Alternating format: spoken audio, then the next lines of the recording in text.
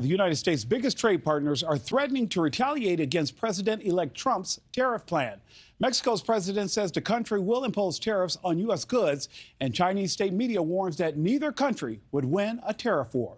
The president-elect says the tariffs would be in place until China, Mexico, and Canada curb illegal immigration and drugs from coming into the United States. NewsNation's Libby Dean is following the latest from Washington. And Libby, what are economists saying about how these possible trade and tariffs could impact us here at home?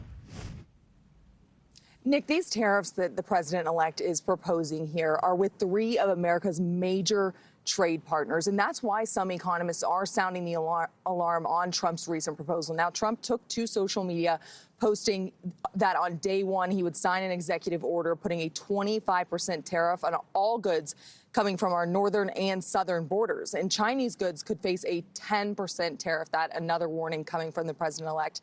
Now, some economists believe that this cost could be passed on to Americans, as you mentioned, and they would see auto prices go up, grocery prices go up, and even some home prices go up. And that's because the U.S. depends on Canada for lumber. So that would all factor in there. Now, Canada's prime minister was quick to respond by getting on the phone with the president-elect. Let's listen.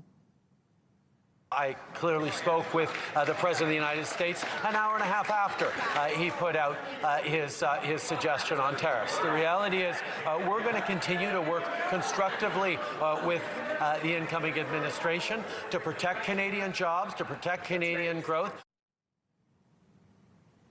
Mexico's president also firing back, suggesting retaliatory tariffs, saying in part, quote, one tariff will follow another until we put our common businesses at risk. That's Mexico's president right there. Now, in the last year, Mexico bought just over $322 billion in American goods, while America bought just over $475 billion in Mexican goods. So President Sheinbaum warning that this could cause things like inflation and job losses here in the U.S., but also in Mexico. Nick? Oh, Libby, thank you so much. We'll keep an eye and see how things develop.